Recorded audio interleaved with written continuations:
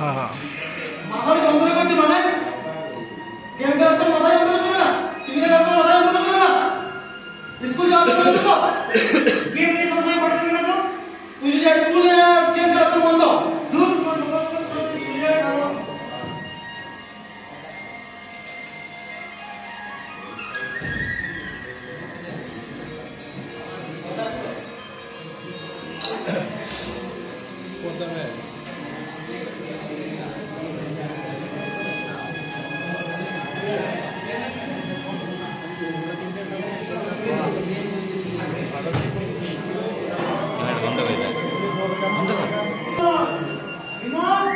স্কুলে যাবে না। আমি কি স্কুলে যাবো না? আরে তুই যে বলে স্কুলে যাবো না কি হলো?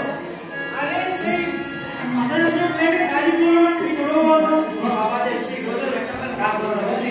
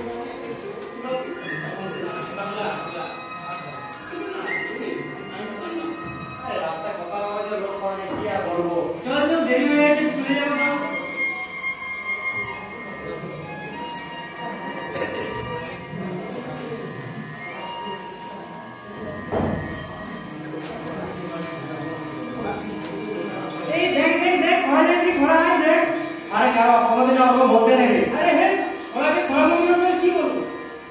এই খোলা কি বলছো? এখানে কি আর কাউকে খোলা দেখতে পাচ্ছিস তুই? তোকে না কাকে বলবো? আমার শারীরিক জানিস তো? চল খোলা চল হট খোলা এই খোলা হট খোলা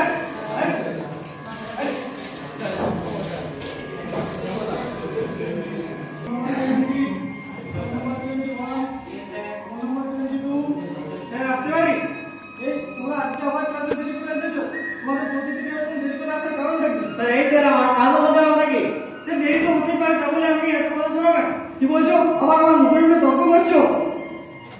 আজ ভিতরে আসবে কিনা বলুন? এটা এখনই বেরিয়ে যাও আমার ক্লাস থেকে এবং বাইরে বেরিয়ে হয়ে বসো।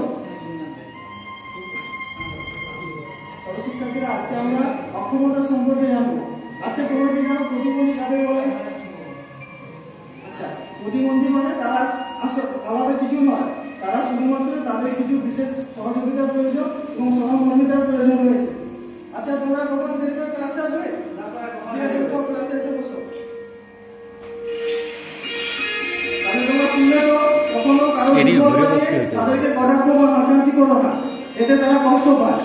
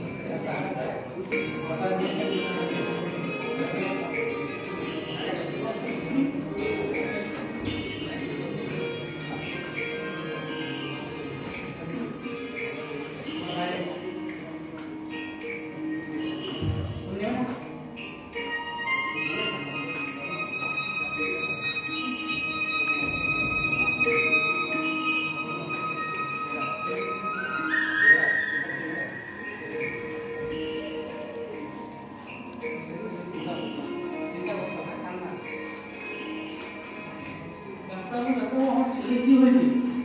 পেশেন্টের অবস্থা খুব জরুরি, ওর একটা পা কেটে বাদ দিতে হবে। ডাক্তারবাবু কি হলে সকাল থেকে স্কুলে এখন চিন্তা করবেন না, আমরা যতটা সম্ভব চেষ্টা করছি পেশেন্টকে বেঁচে দেওয়া। আপনি চাইলে দেখা করতে পারেন।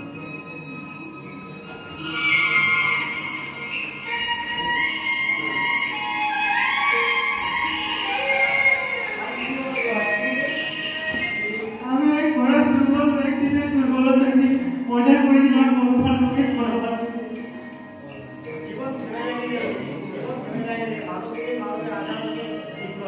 আমি তো প্রতিজ্ঞা করেছি আমি আর কখনো কোনো পড়াশোনা দুর্বল ব্যক্তির দুর্বলতাকে মজা করব।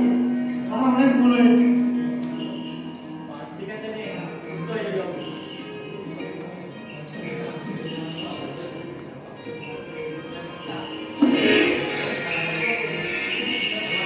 দেখো আমি তোমাকে আগে বলেছিলাম কখনো কারো দুর্বলতা নিয়ে হাসাহাসি করো না। কারো দুর্বলতা নিয়ে মজা করা কখনোই আমাদের মহান বানাতে পারে না। প্রকৃত মহানতা আছে সহানুভূতিশীল হওয়া, দয়া করা, অপরের দুঃখের পাশে দাঁড়ানো ইত্যাদি মাধ্যমে। তাই তোমরাও নিজের জীবনকে উন্নত করার সাহস রাখো এবং অপরের প্রতি সহানুভূতিশীল হও। এবং একটা কথা মনে রেখো, প্রকৃত বিজয় তার মাধ্যমে আসে, প্রকৃত মানসিকতার বিকাশ তার মাধ্যমে ঘটে, যার মাধ্যমে ব্যক্তি নিজের জীবনকে মহান বানায়।